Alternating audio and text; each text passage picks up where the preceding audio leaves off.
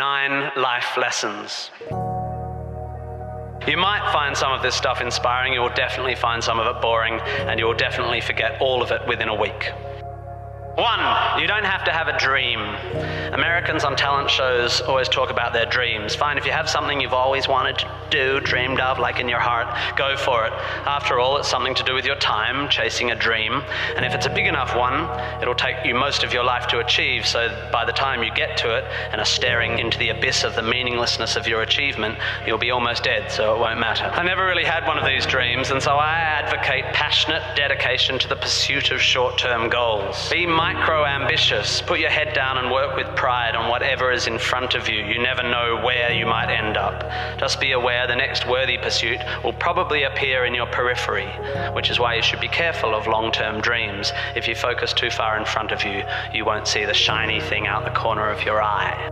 2, don't seek happiness. Happiness is like an orgasm.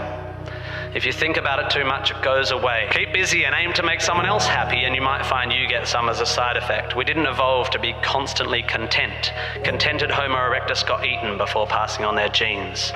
3, remember, it's all luck.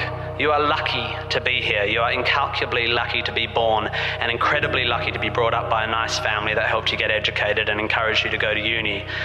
Or if you were born into a horrible family, that's unlucky and you have my sympathy, but you are still lucky that you happen to be made of the sort of DNA that went on to make the sort of brain which, when placed in a horrible childhood environment, would make decisions that meant you ended up eventually graduating uni. Well done you for dragging yourself up by your shoelaces, but you were lucky. You didn't create the bit of you that dragged you up. They're not even your shoelaces. I suppose I worked hard to achieve whatever dubious achievements I've achieved, but I didn't make the bit of me that works hard. Understanding that you can't truly take credit for your successes, nor truly blame others for their failures, will humble you and make you more compassionate. Empathy is intuitive, but is also something you can work on intellectually. 4, exercise. Play a sport, do yoga, pump iron, run, whatever, but take care of your body. You're going to need it. Most of you mob are going to live to nearly 100, and even the poorest of you will achieve a level of wealth that most humans throughout history could not have dreamed of. And this long, luxurious life ahead of you is going to make you depressed. But don't despair. There is an inverse correlation between depression and exercise. Do it. Run, my beautiful intellectuals, run. 5, be hard on your opinions. We must think critically and not just about the ideas of others. Be hard on your beliefs. Take them out onto the veranda and hit them with a cricket bat. Be intellectually rigorous. Identify your biases, your prejudices, your privileges. Most of society's arguments are kept alive by a failure to acknowledge nuance. We tend to generate false dichotomies and then try to argue one point using 2 entirely different sets of assumptions, like 2 tennis players trying to win a match by hitting beautifully executed shots from either end of separate tennis courts. By the way, please don't make the mistake of thinking the arts and sciences are at odds with one another. That is a recent, stupid, and damaging idea. You don't have to be unscientific to make beautiful art, to write beautiful things. If you need proof, Twain, Douglas Adams, Vonnegut, McEwen, Sagan, Shakespeare, Dickens for a start. You don't need to be superstitious to be a poet. You don't need to hate GM technology to care about the beauty of the planet. You don't have to claim a soul to promote compassion. Science is not a body of knowledge nor a belief system. It is just a term which describes humankind's incremental acquisition of understanding through observation. Science is awesome.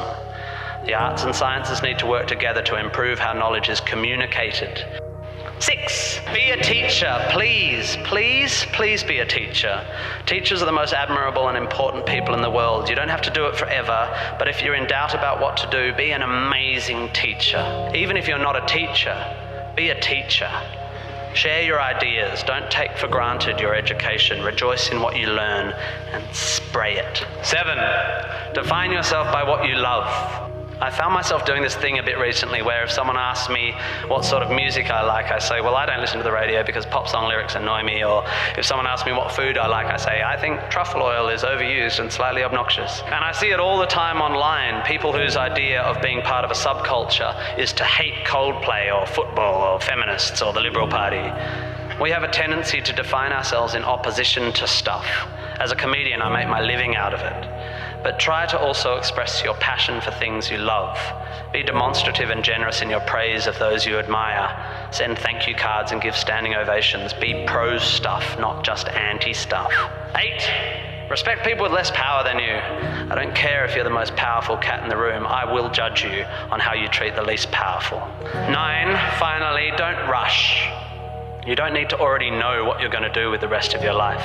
I'm not saying sit around smoking cones all day, but also don't panic. Most people I know who were sure of their career path at 20 are having midlife crises now. I said at the beginning of this ramble that life is meaningless. It was not a flippant assertion. I think it's absurd, the idea of seeking meaning in the set of circumstances that happens to exist after 13.8 billion years worth of unguided events. Leave it to humans to think the universe has a purpose for them. However, I am no nihilist. I'm not even a cynic. I am actually rather romantic. And here's my idea of romance. You will soon be dead. Life will sometimes seem long and tough, and God, it's tiring. And you will sometimes be happy and sometimes sad, and then you'll be old, and then you'll be dead. There is only one sensible thing to do with this empty existence, and that is fill it. Fill it. And in my opinion, until I change it, life is best filled by learning as much as you can about as much as you can, taking pride in whatever you're doing, having compassion, sharing ideas, running, being enthusiastic. And then there's love and travel and wine and sex and art and kids and giving and mountain climbing, but you know all that stuff already. It's an incredibly exciting thing, this one meaningless life of yours.